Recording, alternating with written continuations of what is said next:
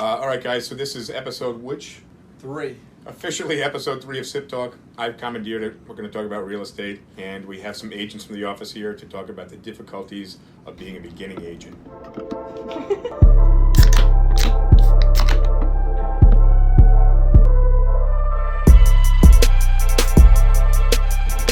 Cheers. Cheers.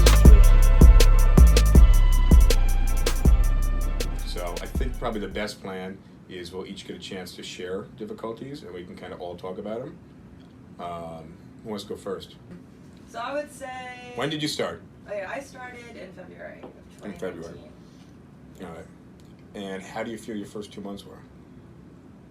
Actually, not bad. Okay, in February? Well, I got my license in April. Okay. So I really...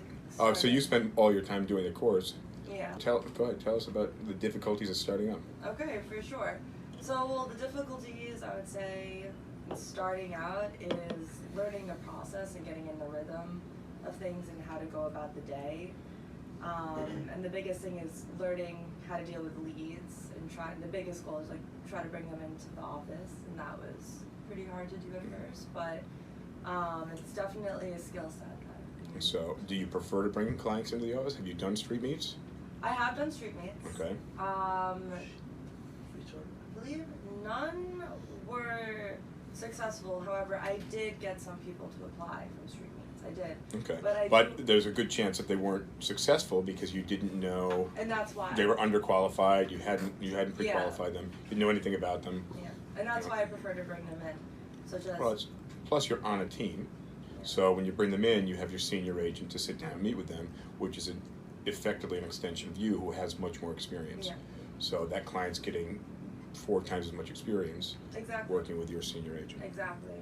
You're able to more clearly see their situation and what brings them in and what they're looking for, and it really determines if they're going to be qualified or not, and you need to know this information before.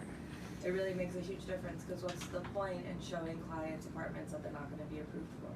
Okay, so you said it's difficult. The first thing you said was knowing the process. Yeah. So what's the process?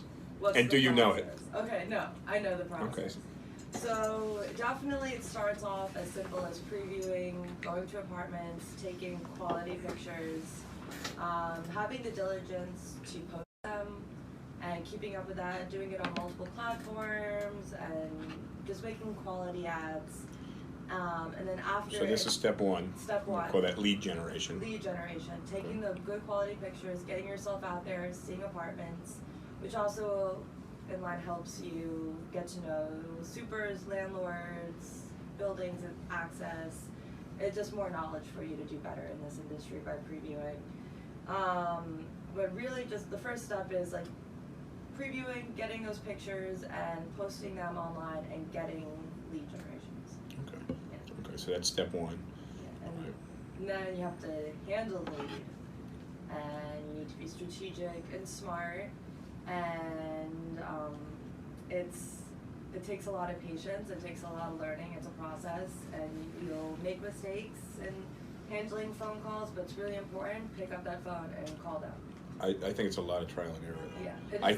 What I like to do when we have a brand new agent, though, is before I give them any phone training, I mean, there's not much you can fuck up in this business, really, but before I give them any phone training or give them any advice on the phone, I just say, okay, bring them into the office, here's a phone, and let them make the call completely unscripted, just to see how they do. And sometimes they don't even at that moment know that we have training for phone calls, but I want to see how they do. One, because some people are just naturally sick at it.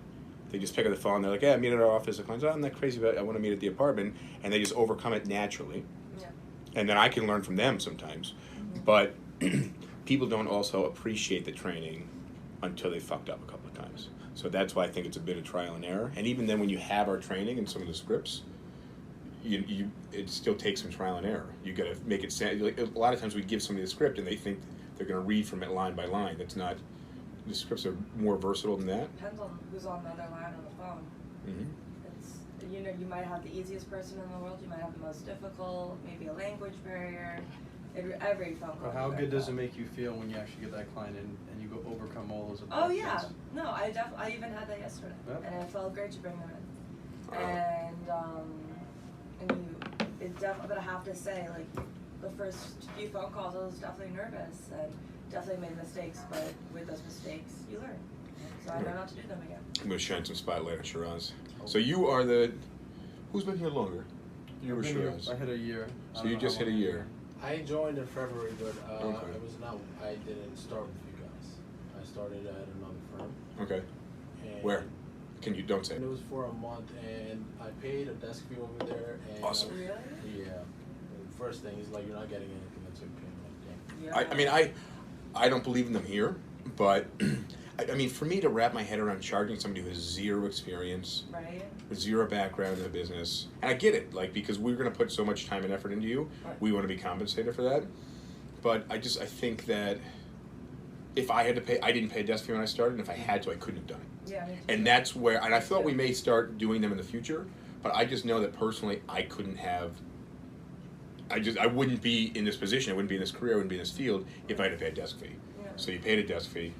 and they went blank. Like they didn't help me, and they focused on sales. So Okay. the leads were from 6 months ago, and I didn't have much experience past doing sales like that.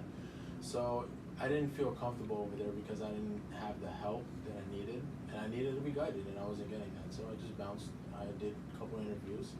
Then I met Adam, and he really sold me. Like he said, like he was looking for agents who wanted to be trained, Mhm. needed to learn, and I bought that, and I really felt the confidence he gave me through that. So I joined in February. Okay. So for first struggles, you started at a company that gave you no training, Right. and I'm sure that they give you a lot of lip service and they sold you on the Yes, company yes. because that's what we all do. But it's the ability to deliver, but also a lot of companies just don't have it. Whereas somebody may not shove it down your throat here, but if you come for it, it's there. Like, we may all learn from this, but anytime you need to learn something here, you have an issue, there's always somebody to go to, Right. always somebody who's willing to help you out. That's Okay. what I love. So that was your struggle, though, which is different from the three of these guys. Right. But then after that, I didn't know like there was a rental market to begin with. I always thought real estate was sales, Mhm. like $1 million houses and all that. That's the benefit of being in Manhattan. In Manhattan, exactly. That was my thought, and then I realized it's a whole market, and it really works. And the first 2-3 months, I struggled with posting. Like not that I was lazy, it's just that I didn't know what to post. I was posting everything. Mhm. I didn't have the knowledge which departments to post at what time, which I got way better at now. Okay. And once I started bringing in clients, the trainings that we did actually, I did terrible in the phone training because Adam would make it purposely hard. He would be that. So, but what your team does is you guys sit down as a group for an hour on a Friday morning, Right. and you guys run phone calls, and you each effectively pretend to be a difficult client or a version of, or multiple versions of difficult clients, Right. and watch somebody struggle Right. to deal with the objections and overcome the difficulty that you had on the phone. Exactly. But you're learning through experience how to overcome it. Right. And in reality, it wasn't as bad, but I had to come through a lot of objection. And once I finally got them into the office, it felt really good. And once I got the hang of that, I needed to focus on posting and getting the knowledge. I didn't want to seem like a rookie agent because there were times where they're like, "How long have you been in real estate?" And the typical answer, I just, I would be honest with them sometimes, and then they would understand. And On that though, how do you address when somebody says how long you've been in the I business? tell them I've been And from Brian. I'll tell you what I like to say. This is my first year. okay. That's why, as a beginner, I teamed up with my senior agent. Right. So when you're working with me, I'm here to show you around, but if there's anything I can't answer, I have that person to go to. Yeah. So you're never dealing with somebody who's unable to fully help you 100%. All right, and that way you said this is your first year. You didn't say exactly how long. Okay, but then you kind of went on and changed the subject to something else. Some people will really pry. Well, exactly how long? Exactly. Yeah, I mean, if you're comfortable, you can get into it.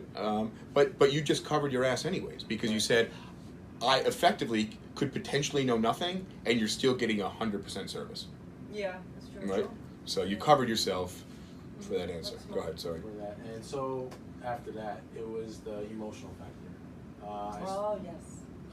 I started getting emotionally attached to my deals because I had a lot of dead deals. Mm-hmm. My first 4 were all dead. Okay. And they applied, they just didn't go through. Some of them pulled out last second. Mm-hmm. And that's the last main objective that I had to come over, which was probably the toughest for me. It was Okay. not the posting, and that's techniques I would learn over time with experience. Mm-hmm. This was more of a me problem that Mhm. I needed to work on internally, which I did. But it's soul crushing when you're a new agent. You think you have a deal. I remember one time you had like a couple of deals die like the same day or something like that. Two And the same day. yeah, and it's soul crushing because especially as a new agent, at least for me, if I stand to make $2,000 or whatever, even $800 or a few $1,000s, I'm already figuring out, especially as a new agent, what I was figuring out what I was going to pay off with that. I did that, yeah. But you can't think of it that way. But also, typically deals die because there's some signs that you're missing earlier on. Right. So you need to Yeah. better identify those signs in your building rapport with the client, in your listening to what the client wants, in paying attention to their body language even as they're applying for the apartment, as to, potentially something's going to happen. Yeah. Right. I've caught that even I've noticed body language being weird before, and Mhm. I saw it a mile away. Mm-hmm. Someone backing out. Oh, exactly. Yeah. So you got emotionally attached. After a while, like Adam had a talk with me. After a while, I just realized like they don't care. They will go to another broker, Mm-hmm.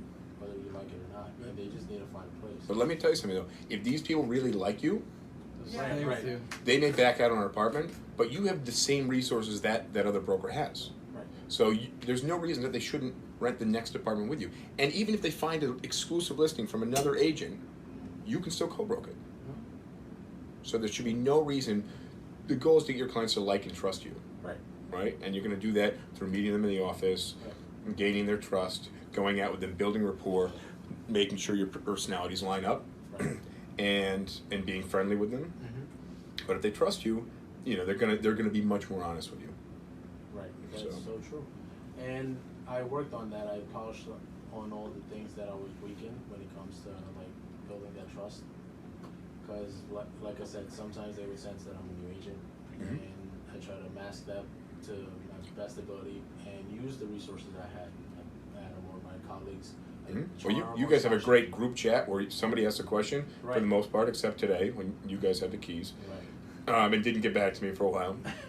But you guys have a great group chat where you can ask a question and you give the opportunity for 12 people to reply. Right. Exactly. You should And get a response within 30 seconds. 30 so- seconds. Typically, Our team yeah. is super supportive, and I love that. Mm-hmm. Yeah, that's something we have in my team as well. Everybody's there for each other, and I think is like part of being a team. It really makes you who you are. Exactly. Because you're not like by yourself. You know that there's like even if you have 2 clients coming in, there's someone else to help you. It's like you're not doing it all by You yourself. learn from everyone. Exactly. Someone else will right. make a mistake and you learn not to do Yeah.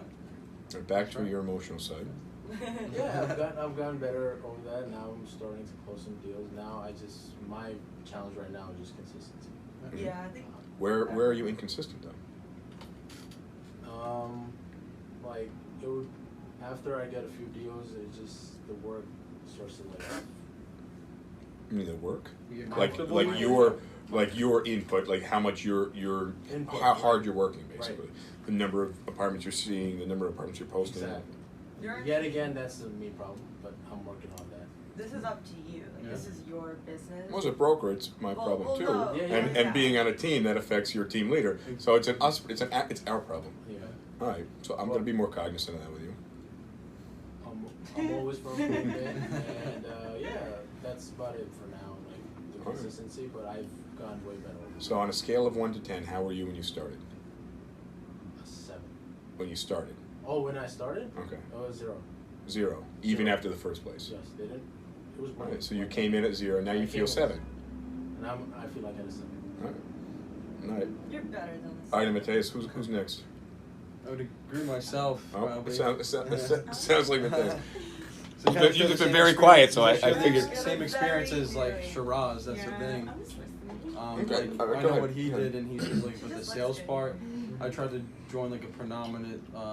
Everybody knows the name of the real estate company, and I was like, let me go for them. I saw their ad. I'm like, let me go there, and then I get the interview. The guy's like, how much deals have you done? I told him 0 to 1. I fill out the sheet. There's like a chart, And then it says, how long have you had your real estate license for? In reality, I had it for 2 years. Maybe he thinks I have that much experience, but I had little to none. So I joined this group, and nonetheless, I start working there, and that's how I could share your experience. Nobody's talking to you. Nobody wants you to work with them. They just look at you as competition, and they're all for each other. Exactly. And that's when I learned. I did it for a month, and I was like, all right, I don't think this is gonna work. I'm not gonna make any money. I really don't know what I'm doing. I got here to try to work for a good company, which I thought was a good company, but it wasn't. Maybe if I was experienced. I started with a bigger company thinking that I was experienced. I wasn't. I came here. I learned a lot. And I think the most key thing is, you have to work with the right people. You could be, depending on what team, if you're not comfortable, just part ways. You could always be their friend, because not everybody clicks, and that's what I've learned. Because transitioning from one team to another, I learned a lot more. I gained a little bit more experience because some people push you just a little bit more. Let me ask you this though, because you came from a company where everybody was independent contractors and worked independently. Everybody here is also independent contractors, but we work as teams, a lot of us. Yeah. But cultures, I think, it's like we're all a family here. I mean, that's been great. one thing I've really tried to build into this company, and as you know, do my best to just kind of be cool as shit. I don't think I'm that cool, but I think I've surrounded myself with cool people, and it creates the environment that we have. We're happy to come to work, which means we're happy to work. Exactly. That makes it like we're all friends. It's great. But one thing that having a cool culture has done, and I wish I need to figure out exactly how to identify it a little bit earlier, is we have people that'll stick here longer than they should because they enjoy being here, but they're not working. Okay? And you guys can sit across from each other and have a conversation all day long and do absolutely zero work in the same room where she's part of the conversation but works her ass off. And you guys all feel like you're doing the same thing. Whereas you guys might just continue to come in because you like grabbing lunch on this block and enjoy hanging out with friends, but you need to figure out how you can be more productive. And that's something I need to be a bit more cognizant of, and you know, maybe spend more time trolling the office and being like, you know, I've listened to your guys' conversation for the last hour, and I don't see much work happening. Plus, you've been sitting here for an hour. Like, it's a real estate job. Like, let's get out, make some calls, get out of the office. But so I think the culture here is great, but I also feel like it covers up, from my perspective, some agents that maybe need more attention from me. I second notion that, I think. Well, that's what I was just saying, a little bit kick in the ass, because in essence, let's say you're still on a team, you get comfortable with the senior, and when you get comfortable enough, they say something like, all right. But then, you know, when you have the principal broker come in and he tells you to do something, they're like, oh shit, now I have to do this. But it's just more like, I think, a second face, because you already got comfortable with the first person. But when the other person comes in from the side, which is above the, you know, I'm not trying to say like power wise, but there's a lot more respect. It just has more weight. It has more weight. Exactly. It does carry a lot more weight when somebody else tells you and you're like, oh shit, you're right. But also, and I'm not in your room all day long, exactly. So I see things differently than the people that are in your room. So, and I try to say constructive things. I might. You just see from the deal sheet, yes. Yeah. Well, I mean, I know all. You look there and you're like, all right. I know all of it. Yeah. But like last night, for example, where I feel like we just had a really slow month in September, and I'm just like, you guys, it's legit the first day of a new month. So here's your opportunity to literally change everything you're doing, okay? Because you look at your numbers for the last 30 days and they were where you wanted them to be, and you can leave on an early day, and you can have a chill October 1st. Or you can say, fuck, last month sucked. I gotta change some shit up. 100% agree. And I was in here working, I was on the phone, I was typing some stuff up, and I walked out of the office. Nobody's here. What time was it? It was like 8 o'clock or so, and nobody was here. I was at the gym. So, I mean, to me, just thinking like, I'm still here working, and everybody left. You know, when I was a new agent, I was usually one of the last ones out of the office, and then I would go home and still work. So, but that's because I was hungry. And so, That's my you know, I just feel like people are, you know, if you're in line waiting for food and you're hungry and there's still a line, and there's 6 people left but there's still food, and you're just like, nah, just gotta go home tonight, hungry. That's how I felt last night. I legit stayed in the office. I walked out to see if anybody wanted dinner. Nobody's here. So. Well, that's the thing with like being an independent contractor. You have the support of your team leader and you as principal broker and whatnot. But at the end of the day, it is up to you. It's entirely up to you. It's like You know, like you said before, and you're in your own business. That's I think me and like I think everyone most people can agree with this. Like pushing yourself every day. You're not just like walking into a job, sitting down, typing in numbers, leaving and getting paid 2 weeks later. It doesn't work like that. Like you. But that's difficult psychology for a lot of people. I think it's harder to admit the mistakes you're making. And that's why that's we why I need think to it's really hard. I never was an independent contractor before. I was always salary. Right. And that's one of my struggles to this day still. And I take note of it and I make action in my head. But you have to fight your distractions. You have to fight the laziness. You really have to, at the end of the day, be like, no, this is my business. This is my job. This is how I make money. And I have to what's the word? Be stern with yourself. Well, self-accountable. You Yeah. have to be self-accountable, and that's the hardest thing. Is you are your own boss, and you are the one that's making yourself money. You're not just going to a job and doing your work and getting paid, no matter what. That's one of the things about being salaried. You know, you always have that comfort. You're Yeah. gonna get paid. I have friends who have 9-to-5 jobs. You They're could like, half-ass your job and still get yeah, paid. ask them what you do can't today. half-ass it I and watch get paid. Netflix. That's insane. Well, that's crazy. Yeah, I mean, I've seen that. You can't half-ass I've been it in and get sales paid. before. That's the one thing I thought I had sales experience coming here. I've been in sales before this 4 years selling cars. And Yeah. I did well. I came here. I'm like, holy shit. Again, you could be good at one sale, but everything you have to adjust to the market of everything else. Just because you could sell a car doesn't mean you could sell rentals or apartments. You have to adjust to your clientele. But you also get a lot more people that walk on the lot. in Exactly, sales. it's different. It's And more you- like and- this. If we don't have this here. If a client walks in, I'd probably be the first one to take it. And then the Yeah. next one after that, I would do that. But here, Yeah. it's like, are you going to You're make that going phone for call? it. And you got to follow up, which I was going to say before when I was talking. I think the biggest regret for me was when you get that no phone call to answer, follow up again the next day, and the next day, and the next Following day. up. Well, Until they that's- really did tell you, just screw off. Because in But- essence, at but least you wait, tried yeah. everything. Wait for that. But that's your job. You know, they contacted you Sales. with an expectation of you to get back in touch with them. Right. So until you continue to try to get back in touch with them, until they say, "Bro, I'm good." Yeah. All right, and they might be like, "What the fuck? Why do you keep calling me every single day?" Because you told me you wanted to hear from me. Yeah. Okay, like tell me not to. Fine, you know. You don't have to be a dick about it. But I promise you, 95% of the people are not going to be dicks about it, and you just be Yeah. like, "Oh, you asked me to get in touch with you. I'm just updating my call sheet every day." Yeah, recently I just got a lead. You have to. I got a lead. She's like, I'll call 2 days ago. She Mhm. said, I'll call you at 8:30 tonight. Because I need. They're not gonna call you. No, she didn't call. Of course. They're not She gonna call. didn't. They never But call. You called. I called yesterday, and she's like, "Oh my God, I thank you for calling me. I totally forgot." But She was literally saying that because Mhm. sometimes they forget. They're humans, you know. exactly. So let me ask you more specifics. Give me some specifics about struggling when you started. Beginning the struggle of starting is. I mean, In the beginning, what I did was different when I transitioned to the other team. I was just gonna say, I think you initially were misaligned with a team, and you needed a bit more When I hands-on. Exactly. So when I started, it was just, posts, and I got leads handed to me. It was different. I was on a team. So the person already built up enough inventory in their listings, and they already gave me leads. They just said, just copy this, post this, and that's what I did, and I thought it was fine. But I think I just needed just a little bit more, and then I transited his team. Maybe the first week, the agent comes over to me, and he's like, "There's a sheet." I look at it, and I'm like, "Holy shit!" It's about 15 apartments to go look at, and that's when what I was saying before about the preview. That's the first time I knew what a preview was, and I saw those 15 apartments.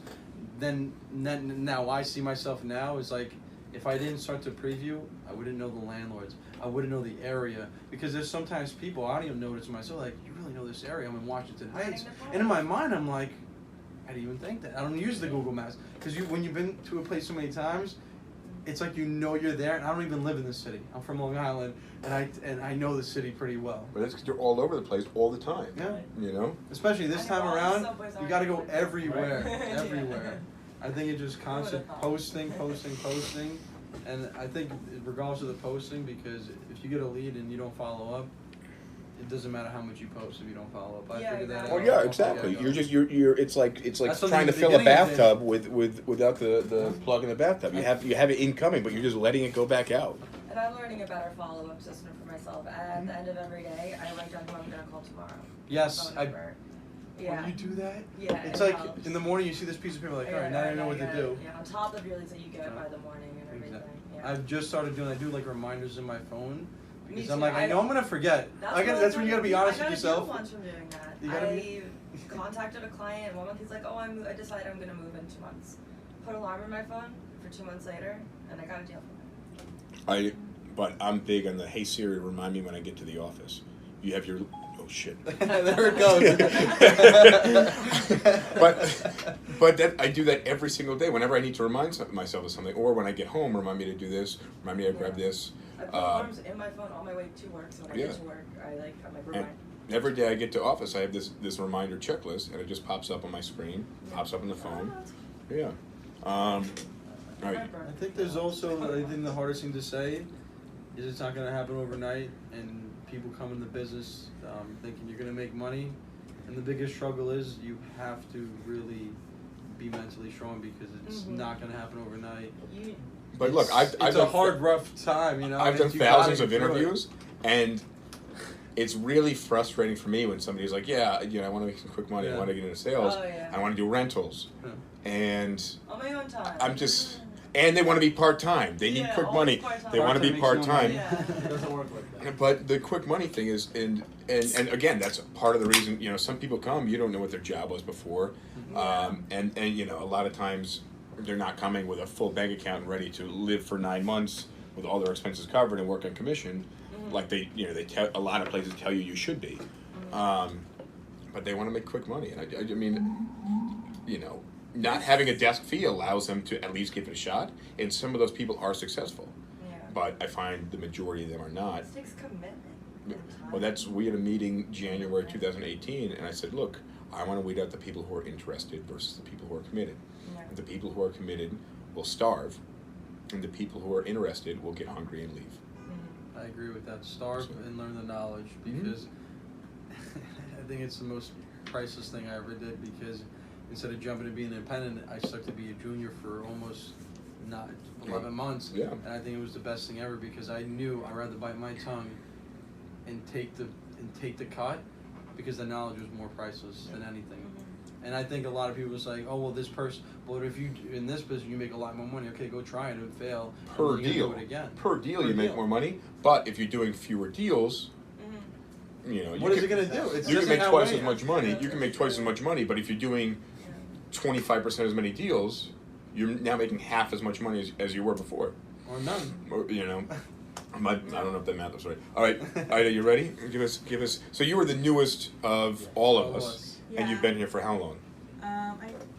The end of August, so maybe.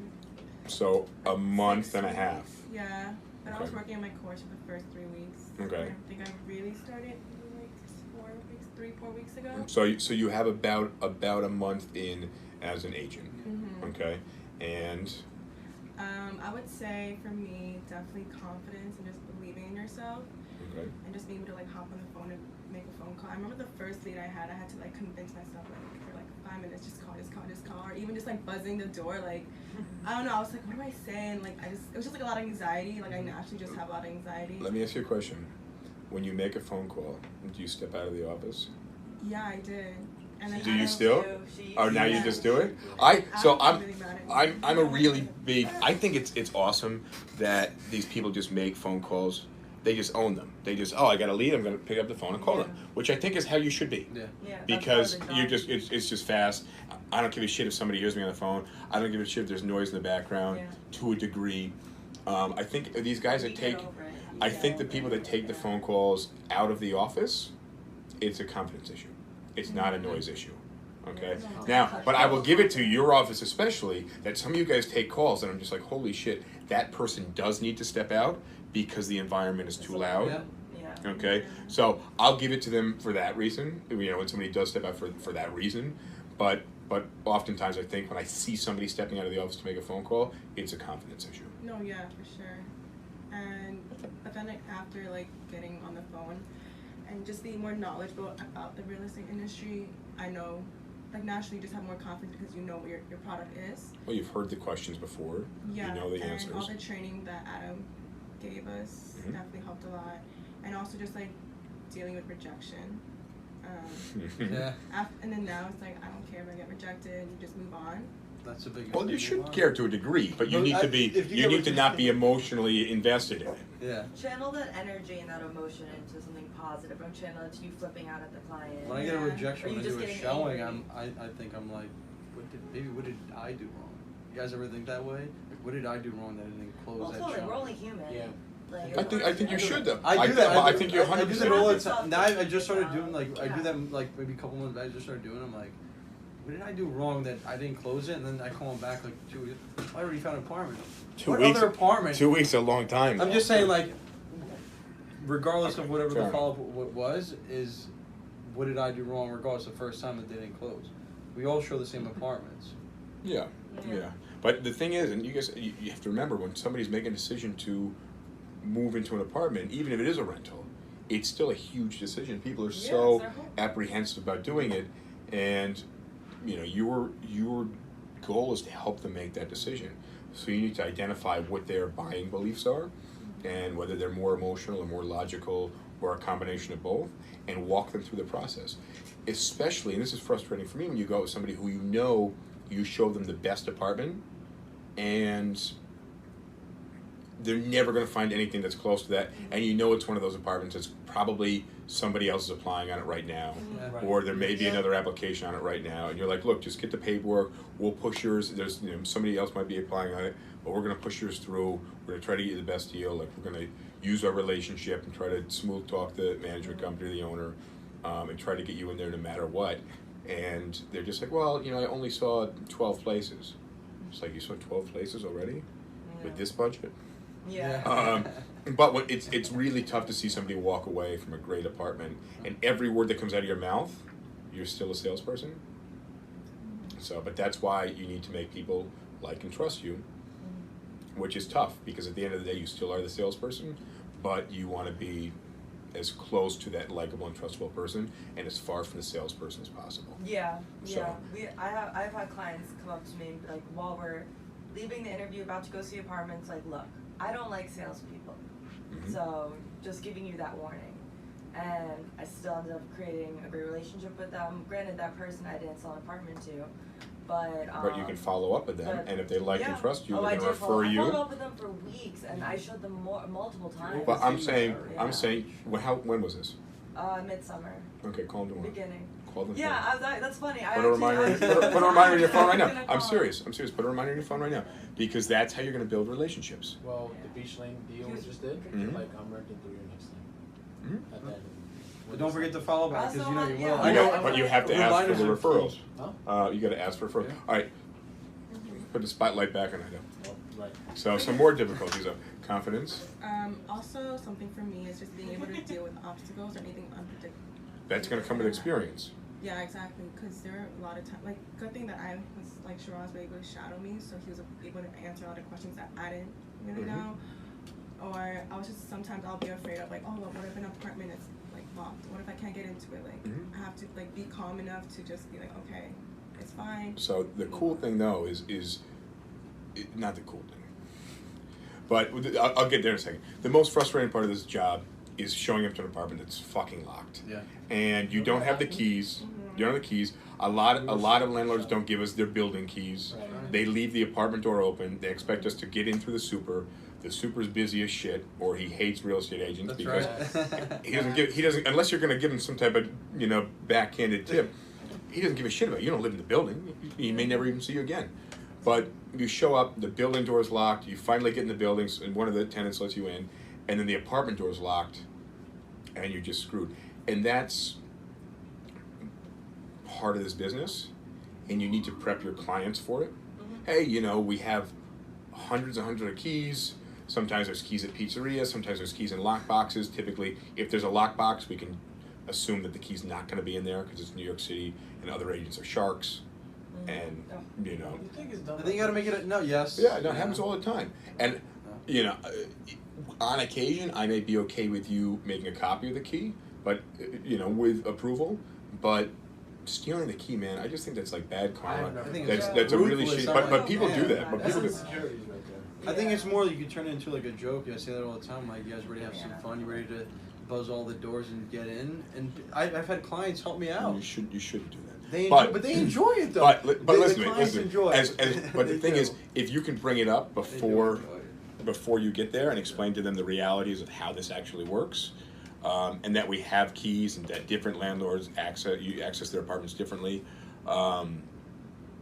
you know, they'll be prepared for you just as they'll be on the same page as you when you guys come up to the apartment. What I was saying is the cool thing is yeah, that's New York City, but if you're in a different market, you may show up to a home in the suburbs to show it, and the lockbox is frozen, or the lockbox is missing, or you know you're out with your buyer clients, you're going house to house, you know, and there's access issues, or there's a giant dog in the front yard, you know, like and the owners aren't home, or there's no agent showing you the home. That's the reality of this business. So you have to be creative, and you don't want to do anything illegal. Okay, you don't want to break and enter. All right, that's one. If you're breaking, you're probably fucking up. You know, and if you're allowed to enter, you're allowed to enter. But you know, if you're breaking something, that's not good. But yeah, I mean, but as long as you educate your clients and you explain to them, so you guys are on the same page, you know, it'll trust me, it'll go a bit more smoothly.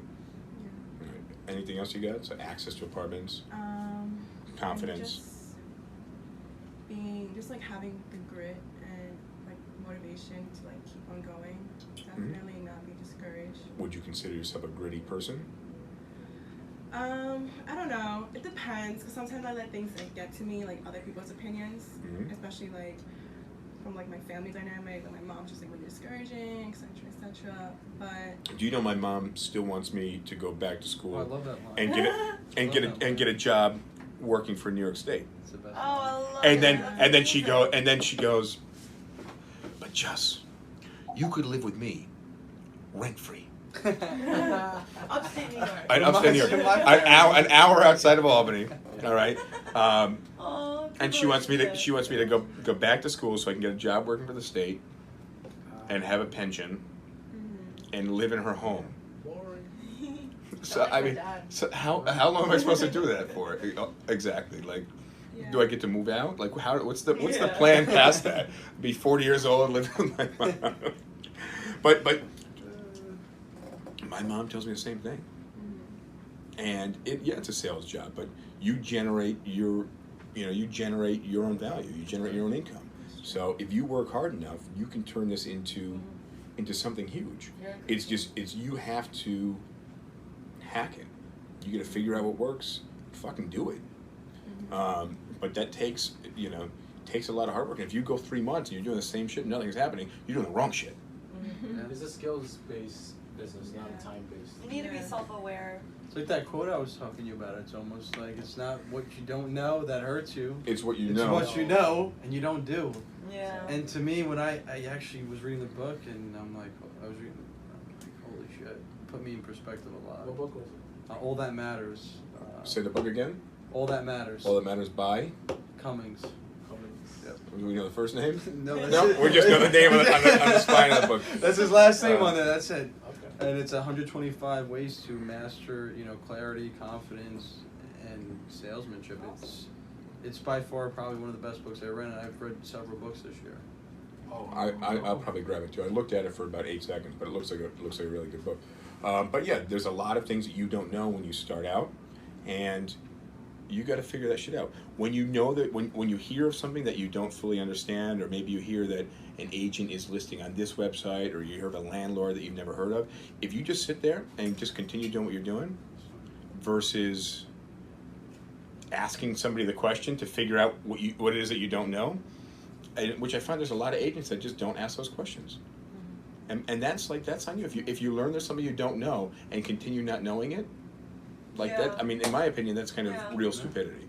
Yeah. You know? I think listening is key. Right, that's the cool thing about the team dynamic is you get to listen to everybody who's around you. Even when I did my course and I wasn't an agent yet and I wasn't on the field yet, I learned so much just sitting in the office. I felt actually pretty prepared for my first client and handling my first lead. You closed in your first week. I closed my first client was my first deal. That's great. Like first Wow. week she got See licensed. what you just said, the key word, you listen. I think And a I lot learned of a people lot and I felt super prepared. that just sit around and you know there's like 5 people in the room and there's an interview going on. And Listen, then you look always around, listen. everybody's on something on a different source that isn't regardless of real estate, and then you're like, this is what you're gonna be doing in a couple of months. Yeah, I Yeah. always. If you're not listening, by now I think I know verbatim of what my senior says. Yes. I already know the first word he says when the person comes in because I Yeah. listen. If But you I gotta learn didn't how to do listen, it. I would never know what I'm doing. When you start as a junior agent, you're on a team. It's on you to learn everything that's around you. But I also think that it's frustrating that there are junior agents who are frustrated that they're junior agents, who know the right stuff that aren't asking to be independent, or other agents that feel that they could run a team and are successful as independent agents, and they want to manage a team, aren't pushing me or pushing somebody else on their team to run a team, because if you just sit there and wait for it to happen to you, it's not going to happen to you. No. So it's what you take, and you got to ask for it, and you got to push for it in some cases. I'll give you one more thing that you've been frustrated with starting off. I can't think of any right now. Okay. Question for you. Start What fresh. was your Start I was just what about to was say- your when you hardships first when you started? What were your You know some of them. So like let's you have not- to tell me and then Yeah. let us all know. Our viewers I mean, know. I really struggled because I started part time, and I was working at LaGuardia Airport, and I had to be there at 5:30 in the morning, which meant I had to be up at 4 something, and then I would go to LaGuardia Airport, my bike, and I'd work until 4 o'clock, and then I'd come into the real estate office, park on the sidewalk, which is illegal, which when you're broke as shit, is frustrating when you learn that it's illegal. Yeah, And you tickets. learn it while they're towing your bike, which is $180 plus the parking on sidewalk ticket. The ticket, yeah. And I also never had my motorcycle license. Triple whammy. So I had to hire a tow truck to bring it out of the tow lot. Oh. Yeah. So I mean, it was expensive as shit. But I would race from LaGuardia over the Queensboro Bridge into Midtown and start my day at 4:30 or so. However, when I started, nobody really told me what to do. They kind of gave me a desk, and there was no management training at that time. We had senior agents, but they weren't like cohesive like we were. Okay, they definitely weren't as friendly, and I turned to the guy next. I sat there and waited. I said, "Oh, sit there." I sat there and waited for a few minutes, and then I turned to the guy next to me and said, "Okay, so what? Like now what?" He goes, "Oh, just make some ads." I'm like, can you help me a little bit? I mean, that's insane. Like there's very little kind of given to me. When you guys start, you have somebody that says, "We're going to set you up an email. We're going to preview these apartments. You're going to post on my account." Right. Da da da da. It was a lot different back then. So, but I went a couple of months not making any deals. I made one deal for $477. I remember this check. I just was like, I thought it was going to be more. I don't know. $477 is not a very big check, I think. Yeah. And then I went like another 3 weeks without making another deal. And they changed my hours at the airport at my job from 5:30 in the morning to 4 to 7 a.m. to 7 p.m. Oh no. Yeah. And that doesn't exactly That's work. pretty much all day. I can't do real estate on either side of those hours. So I went back to the LaGuardia job, and I did it for about a week, and I was just so miserable. Like I enjoyed doing this, but I hadn't made any money. So I had a week of like sick of vacation time, and I took see, I don't even know the difference anymore because you don't get that as an independent contractor. So I took the vacation time and went and did real estate, and also closed 0 deals. And then I went back to the other job for like 2 days and just put in my 2 weeks, which I knew their policy was they just let you go. Yeah. And then I started to do this full time, even though I had found 0 success. But it was cool as shit because I was used to being up at 4 something in the morning. So I'd like get up, I'd exercise, I'd go for a run, I'd cook a full breakfast, I'd come at like 9 o'clock in the morning, the office was a ghost land. And I'm just like, oh shit, like I'm working harder than everybody else. I'm not making any money, but I'm working harder than everybody else. And I have nothing else to do. I'm too broke to go out, I'm too broke to date anybody. I'm just, you know, like I don't know anybody. You know, I moved here dating somebody and we broke up and I knew people from the old job, but I had just quit that job. And we didn't really hang out outside of work. So I knew nobody except work. And I will reinforce the statement, I was broke as shit, so I couldn't do anything. And I didn't have friends here, I don't have family here, there's nobody I could ask for money. And when I moved out of the house I grew up in, my family sold it. And my mom bought a small house like an hour in the country. So like living there was not even an option. I didn't have a car. So I couldn't even get a job up there. So I had nowhere to turn, I was scared.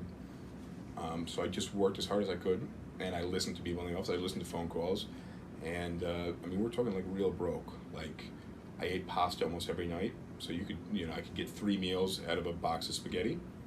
And I remember buying, when I had money, I'd buy like a bag of bread and peanut butter. I'd eat peanut butter sandwiches for lunch. And I lived in Astoria. So my first apartment was on Steinway, and then Crescent Street, and then on Ditmars. Was it that many hookah bars back then? There was more hookah bars back then. Yeah, Steinway used to be like crazy. I remember being in my apartment on 41st, which is 1 block from Steinway, and I was on the first floor and I faced the sidewalk, and I could smell hookah. All the time. That's really funny. All the time. And I didn't really smoke hookah back then, so I was just like, this is annoying as shit. But I remember being like super broke. I bought a container of oatmeal and I would put it in a cup and I would get the hot water from the machine. Like we have a machine with hot water in the office. I get hot water from the water machine and then I'd put powdered creamer, like French vanilla powdered creamer for flavor. And I did this for months and months and months. And people are out like getting like $12 salads. And I'm just like, you got a $12 salad? I remember getting to the point where like I could start getting some food at the restaurants nearby, and I would wait until after 4 o'clock when they had the buffets. But it's like the end of the day, and it's just been like sitting there cooking for hours and hours after the lunch rush, and they would give you a discount, 50% off, and then it's by weight. So I would scrape the crunchy shit. But there was another agent and we'd go down every single day, not every day, no thanks. And we would scrape that shit off the top, the dry stuff, because the dry stuff doesn't weigh anything. And we eat all this dried out bodega food. Gross. But that's like the hustle, man. Like that's like the real life shit. But that's why you were And hungry, right? I mean, I was hungry, like literally and figuratively. And I did that for months and months. But there was one thing that a few months in I learned from another agent, and it was just about lead generation. Even if I was shitty at the job, if I showed enough apartments, 1, I'd be gaining the experience every time, but 2, it's a numbers game. Yeah. You know, and if you close 1 in 15, but you bring in 30 that month, you close 2 clients, which as a beginner agent isn't that bad. It's not great, but if you're able to bring in 30 people, you're pretty good on the phones. Which phones is one, I couldn't see other agents out on their showings, but I could hear everybody on the phone. So that was one thing I was really good at. What I used to do, even when I was at the airport, I would double book clients for 4:30, because I'd get there at 4:30, and then I'd double book them for 6. And a lot of times there's no shows, right? And if anything, it could give away a client. But that's the one thing that I was really good at, was generating leads, and I was giving away clients, and that's kind of how I started senioring, because once I went independent, my only focus was on generating leads, which at that point, the only way I know how to do it was take the listings, take photos of the ones that don't have photos, and advertise them online. And that's exactly what I did. And from there, I remember being like 10 months in, and I just wanted to find out new ways to generate leads. And I went through every single person that sent me an email in my first month, and I just, like, an email. So, not just somebody that I closed a deal with, not even somebody I worked with, anybody who sent me an email that was looking for an apartment. And I just said, hey, spoke last year. You reached out to me last year when you were looking for an apartment. I'm assuming you found a place. It's about a year later. I was curious if you're re-signing your lease or if you plan to move. You know, I'd probably optimize that a little bit, but along those lines, are you planning to move this year? And I just sent it to every single person. And I got a ton of replies. I almost doubled my leads from the previous month a year ago, because I had all these new leads, and then I had all the old ones that got back to me. I remember one month, I did that for a long time, and one month I emailed somebody who like wasn't looking for an apartment. It was just somebody's like HR director who sent me pay stubs, and she goes, "No, I just sent you pay stubs for X employee, but I am looking for an apartment." Yeah, awesome. Which just means anybody can be a potential lead for you. But that's it. You know, I was able to generate leads. I slowly started a team, and at that point, what I would do is I would train people, and then they just go independent. They just leave my team and go independent. You know, like they learned what they could from me. We're basically equal, and they just go independent. A lot of people stayed for a little while, and then they didn't have we weren't working together, so there was no push, and then they quit. Yeah. Or a lot of people went to other companies.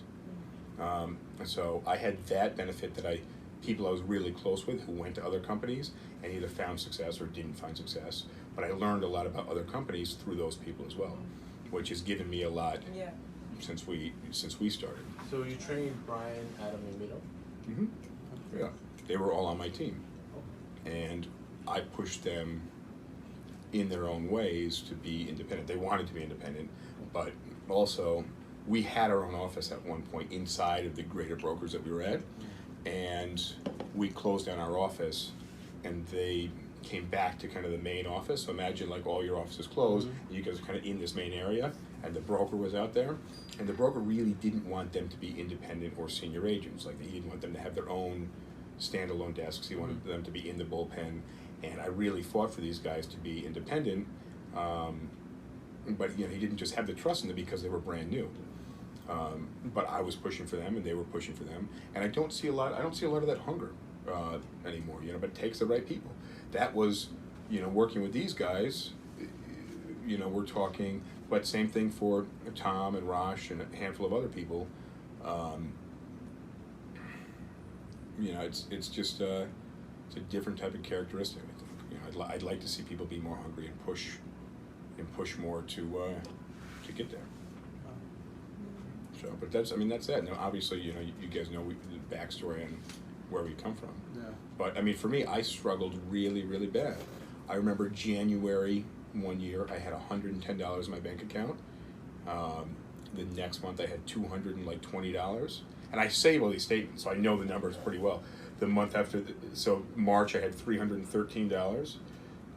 April, I had $404, and then by May, and I closed a couple of deals in there, but I still had to pay off like old debt. So you can see in the statements there's actual earnings that came in, but just coincidentally it was 100, 200, 300, 400, and then it was like there was like more money in there. But just imagine having $110 in your bank account, and you got to pay rent, and you got to buy food, and like what else are you gonna do? But it was scary, and I struggled a lot longer, I think, than a lot of people here do. And in my opinion, but everybody's situation is their own, a lot worse than a lot of people did. Yeah. But I was scared. There's some story, I don't know if it's a real story or what, about a battle where this Navy rolled up on this country, stormed the beaches, and set their boats on fire, meaning there was no turning back. So they were either going to die or they're going to win. I'll figure it out and include it somewhere, I guess. I got to figure out what battle it is. But I think Tony Robbins or somebody says that, but I'll have to look it up and find out. But that's some serious shit, and that's where I was. Where was I going to go? Go live with my mom in my late 20s, without a car, an hour from anywhere where you could even get a job? Yeah. Like that's not even. That I'd be worse off. Yeah. Ride a bicycle. God, we were just talking about it, how you and your parents, everyone that supports you, you need to trust the process. If you know you have what it takes. Well, if you have the support and even too. People don't support you, just do it just to show them that who you are. Because I know people, you said about the college, they want me to do college. In the end, I'll be more happy for myself saying I did it for me, not for anybody else. Yeah, exactly. And that's I think that's the hardest thing to do, knowing when everybody else tells you to do something else and you do what you want to do, even though everything else that everyone just wanted you to do. I think that's the hardest thing to do, to be honest. Yeah, I mean, but it depends on what you want. Yeah. You're not your parents' lives. Exactly. You know, you get to make your own decisions, and I'm not going to live the life they wanted me to live. That's what I always you may say. want to do something that's in line with what they want to make them happy, because you want to make people around you who you love and who love you happy. But the first person that you should be making happy is yourself. At the end of the day, this is to everyone, to yourself, like, you are the most important person in the world. That's at right. the end of the day. In your own world. And that's what I'm saying. And then to yourself, like, Yeah. you technically are the most important. That's 100%. I agree. Totally agree with that. Any advice for brand new agents, real quick? Oh, Because I yes, know some of you I are wanted looking to to get to say the something. gym. All right, go for it. Yeah, I want to go to the gym. It's also very hot in here, I must say. Pick up the goddamn phone. If That's anyone's right. listening, just pick up the phone. That- well, make that's- that phone call. That's Just tough, follow up. especially for new agents. Yeah, And but, don't like, give up, and the don't second give you up. get on, the quicker you make that phone call, the quicker you're gonna make a deal. And never give up. So just I think bite it, patience, and you'll patience is number one for new agents. pick up the We got phone. a lot. So maybe on the next one of these that we do, we can discuss some more techniques that will help new agents out a lot more. Yeah. I mean, right now we're just kind of talking about struggling, but we have a boatload of content that we can talk about in terms of things that new agents can do. Agreed. I think we could technically talk about this for like hours. And hours. Exactly. Like hours. I actually talk about every single day Yeah. of every single week of every single year, so Yeah. I'm sure we could talk about it a lot more. But y'all, I wanna go to the gym. All All right, right, guys, guys. wrap up. Have a good one. Good Cheers. night. Cheers. Cheers. All right. And